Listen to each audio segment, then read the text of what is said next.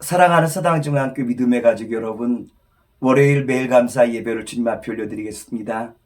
오늘의 성경 말씀은 사도행전 2장 5절로부터 13절의 말씀을 가지고 하나님의 큰 일의 시작이라고 하는 말씀의 제목으로 오늘 말씀을 함께 나누고자 합니다. 예수님께서 아무 힘없이 십자가에 달려 돌아가시자 예수님의 제자들이 뿔뿔이 다 흩어지고 말았죠. 베드로는 옛날 고기 잡던 갈릴리 바다로 돌아갔고, 또한 두 제자는 엠마오로 내려가게 되어지고, 그리고 많은 제자들이 예수님의 십자가의 그 죽으심 앞에 무기력하게 다들 살아가고 있는 삶을 살아가게 되어져요. 그런데 부활하신 예수님을 제자들이 경험하면서 제자들은 다시 새로운 용기를 얻게 되어지죠. 예수님께서 떠나시기 전에 제자들에게 성령이 너희에게 임하기 전까지 예루살렘을 떠나지 말라라고 말씀하신 그 말씀이 생각나서 그들은 다시 예루살렘으로 모여들기 시작해요. 예수님의 십자가의 처형 이후에 움츠려들고 그리고 또한 두려워하였던 예수님의 제자들이 예수님의 부활의 소식을 듣고 난 다음 너희들이 죽인 그 예수님이 다시 부활하셨다라고 하는 소식을 담대히 유대인들에게 또한 세상을 향하여 전하고 있는 예수님의 제자들의 모습을 우리에게 잘 소개해주고 있지 않습니까? 처음 제자들은 예수님께서 십자가에 죽으시고 난 다음 다락방에 숨어들었지만 예수님의 부활을 그들이 경험하고 난 다음에 다시 세상 한가운데로 나가고 있는 제자들의 모습을 우리에게 보여주고 있지 않습니까?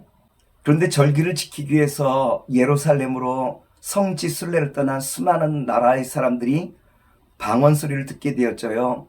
사도행전 2장 6절의 말씀입니다. 이 소리가 나매 큰 무리가 모여 각각 자기의 방언으로 제자들이 말하는 것을 듣고 소동하여. 예루살렘에는 당시 15개국 이상의 나라에서 수많은 순례객들이 성전을 순례하기 위하여 찾아와 예배드리던 상황이었는데 예수님의 제자들이 방언으로 그 나라 말로 방언하는 소리를 듣고 깜짝 놀라 그들이 말하게 되어지죠. 사도행전 2장 7절과 8절의 말씀입니다. 다 놀라 신기하게 여겨 이르되 보라, 이 말하는 사람들이 다 갈릴리 사람이 아니냐.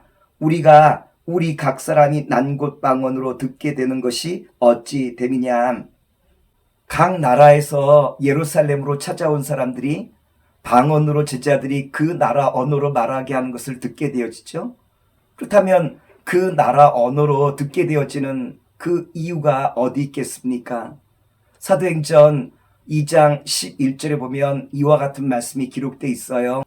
그레데인과 아라비아인들이라 우리가 다 우리의 각 언어로 하나님의 큰 일을 말함을 듣는도다 하고, 예수님의 제자들이 성령의 말하게 하심을 따라 각 나라 방언으로 이야기하게 되어질 때 그들이 들은 것이 뭐냐라고 말하면 하나님의 큰 일을 들었다라고 성경은 우리에게 말씀해 주고 있어요.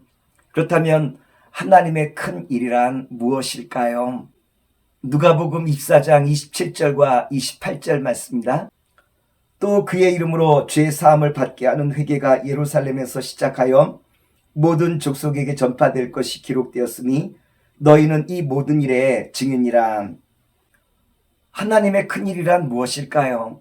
하나님의 큰일이란 예수님께서 우리의 모든 죄를 용서하시게 하여 십자가를 지시고 3일 만에 다시 살아나셨다라고 하는 이 소식을 온 천하 만민에게 전하는 것이 하나님의 큰 일이었다라는 것을 우리에게 소개해 주고 있죠.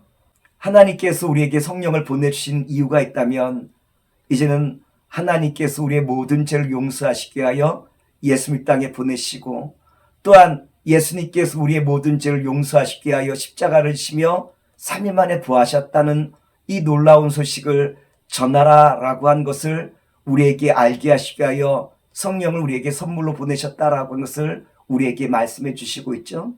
따라서 하나님의 큰 일이라는 것은 예루살렘으로부터 예수님의 그 복음이 온 땅에 증거되기 시작한다라고 한 것이 하나님의 큰 일이요, 이것은 결국 하나님께서 예배해 두신 하나님의 놀라운 구원의 신비임을 우리에게 다시 한번 알게 하신 것이라고 말씀드릴 수 있어요.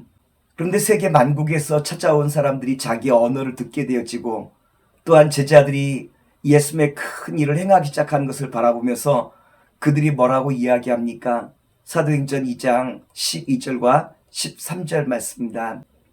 다 놀라며 당황하여 서로 이르되 이 어찌된 일이냐 하며 또 어떤 이들은 조롱하여 이르되 그들이 새 술에 취하였다 하였더라. 세상 사람들의 반응은 두 가지였어요. 하나는 조롱하는 것이었고 새 술에 취하였다라고 그들이 이야기하죠. 그런데 술에 취한 사람의 특징이 있죠. 첫째는 담대하다는 것이고요.